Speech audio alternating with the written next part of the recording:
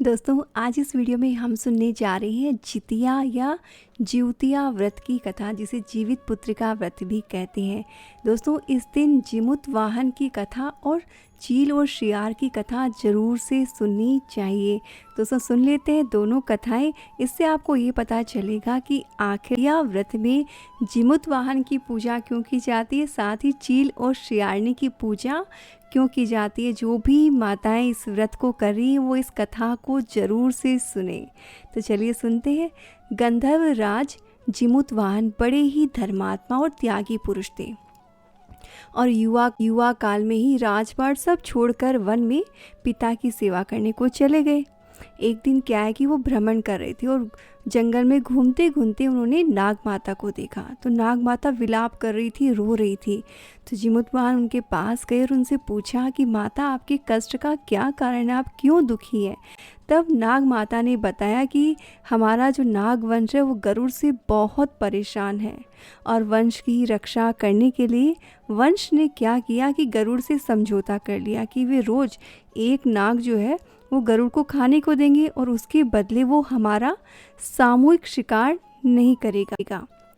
और इस प्रक्रिया में आज उसके पुत्र को गरुड़ के सामने जाना है और इसीलिए उस माता को दुख हो रहा है। तब नाग माता की पूरी बात को सुनकर जिमुतवाहन ने उन्हें वचन दिया कि वे उनके पुत्र को कुछ भी नहीं होने देंगे और उसकी जगह कपड़े में लिपटकर खुद गरुड़ के उस शिला पर लेट गए जहाँ पर कि गरुड़ के लिए आहार रखा जाता था।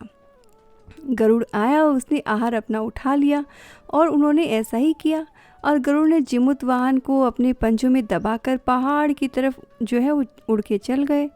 जब गरुड़ ने देखा कि हमेशा की तरह नाग ना तो चिल्ला रहा है, न छटपटा रहा है, न रोने की आवाज़ आ रही है, बिल्कुल शांत है, तो उसने कपड़ा हटाकर देखा तो जिमुतवाहन को पाया। जिमुतवाहन ने सारी कथा जो है गरुड़ को बताई कि किस तरह से वो नाग की जगह उनके पंजों में स्वयं को उसने रखा। ये सब देखकर जो है गरुड़ को बड़ी दया आई और उसने जिमुतवाहन को छोड़ दिया, साथ ही नागों को न खाने का वचन भी दिया। इसीलिए जिमुतवाहन के इस योगदान की वजह से ही जितिया व्रत में जिमुतवाहन की पूजा की जाती है और ऐसा माना जाता है कि इस दिन जो लोग ये कथा सुनते हैं उनकी संतान की हर संकट से रक्षा होती है। जिस तरह से जिमुतवाहन ने नागों की रक्षा की, उसी तरह से हर माता के संतान की रक्षा जिमुतवाहन करते हैं। बोलो जिमुतवाहन भगवान की जय। दोस्तों, अब हम इस वीडियो में सुन लेते हैं चील और शियारनी की कथा।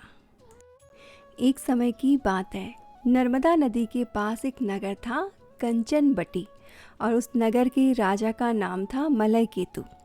नर्मदा नदी के पश्चिम में बालूहटा नाम की मरुभूमि थी, जिसमें एक विशाल पाकड़ के पेड़ पर एक चील रहती थी और उस पेड़ के नीचे एक सियारनी भी रहती थी और दोनों बहुत ही गहरी सहेलियाँ थी, बहुत पक्की दोस्ती थी दोनों में। दोनों ने कुछ महिलाओं को देखकर जितिया व्रत करने का संकल्प लिया और दोनों ने भगवान श्री जिमुतवाहन की पूजा और व्रत करने का प्रण ले लिया। और जिस दिन दोनों का व्रत रखा हुआ था उसी दिन शहर के एक बड़े व्यापारी की मृत्यु हुई और उसका दाह संस्कार उसी मरुस्थल में कर दिया गया। अब सियारनी से क्या हुआ कि भूख बर्दाश्त नहीं होने लगी। वो एकदम भूख से जो है परेशान हो गई और भूख के मारे उसने क्या किया कि उस जो मुर्दा था उसको नोच नोच के खाने लगी। और इस तरह से जब चील ने हड्डियों की आवाज़ सुनी तो फिर उसने देखा कि आखिर आवाज़ कहाँ से आ रही है। तो जब चील ने देखा कि जो सियारनी है वो हड्डियाँ चबा रही है, तब उसको चील को बहुत गुस्सा आया और फिर चील ने उस सियारनी को खूब डांटा और कहा, व्रत भी कहीं ऐसे किया जाता है, कभी भी संकल्प लेके ऐसे तोड़ा जाता है। सियारनी का व्रत इस तरह से भंग हो गया, लेकिन चील ने भूखे प्यासे रहकर जो है व्रत पूरा किया और नियम और श्रद्धा से अगले दिन ही व्रत का पारण किया। और दोनों के व्रत के प्रभाव से, क्योंकि दोनों ने व्रत का संकल्प लिया, इसलिए अगले जन्म में दोनों मनुष्य रूप में राजकुमारी बनकर लेकिन सगी बहनें हुई और उनके पिता का नाम था भास्कर। सियारिन जो थी वो बड़ी बहन हुई और उसका नाम था कपूरावती और उसकी शादी उस नगर के राजा मलय केतु से हुई। जो और वो इस तरह से कंचनबटी नगर की रानी बन गई। वहीं जो चील थी वो छोटी बहन हुई, उसका नाम रखा शीलवती, और उसकी शादी उसी राज्य के मंत्री बुद्धिसेन के साथ हुई। और भगवान जीमूतवाहन के आशीर्वाद से शीलवती के 7 बेटे हुए और कपूरावती के सभी बेटे जन्म लेते ही मर जाते। कुछ समय बाद शीलवती के 7 पुत्र जो बड़े हो गए, वे सभी राजा के दरबार में काम करने लगे। अब ये सब देखकर जो है कपूरावती के मन में बड़ी तकलीफ होती, उसे देखकर बड़ी ईर्ष्या होने लगी।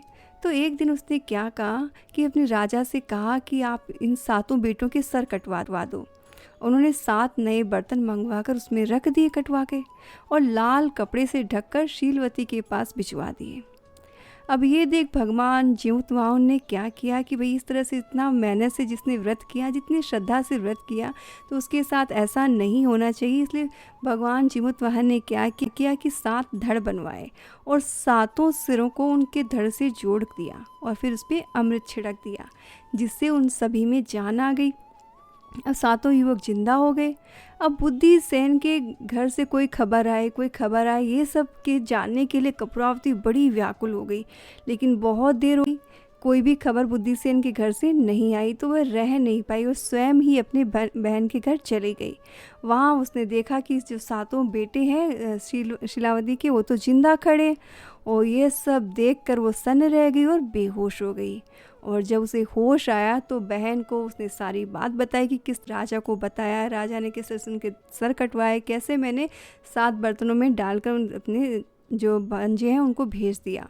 तो ये सब बात उसने अपनी बहन को सारी बात बता दी। लेकिन अब जो कपूरावती थी उसे बड़ा ही अफसोस हो रहा था, बड़ा पछतावा हो रहा था। और भगवान जीमूतवाहन की कृपा से शीलवती को अपने पूर्व जन्म की सारी ही बातें याद थी, इसलिए उसने कपूरावती को वहीं उस पाकड़ के पेड़ के पास लेकर गई जहाँ वो पहले रहा करती थी। उसे सारी बात बताई कि किस तरह से उन्होंने जितिया व्रत का संकल्प लिया था, किस तरह से उसने सियारिणी रूप में जन्म लिया था और किस तरह से अपने व्रत को तोड़ दिया था, जिसकी वजह से ही उसके साथ ऐसा हुआ है।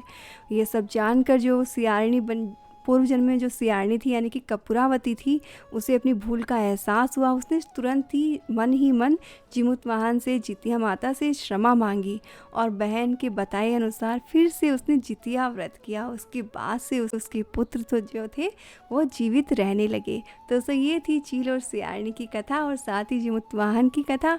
जितिया व्रत में आप दोस्तों इस कथा को जरूर से सुने और साथ ही इसे शेयर करें। साथ ही जो भी माताएं इस व्रत को कर रही हैं, वो सभी माताएं कम से कम 5 व्यक्तियों के साथ इस वीडियो को, ये कथा जरूर से सुनाएं। जितने लोग इस कथा को सुनते हैं उतना ही अधिक आशीर्वाद जो है वो मिलता है। साथ ही कमेंट में जरूर से लिखें जय जीमूतवाहन।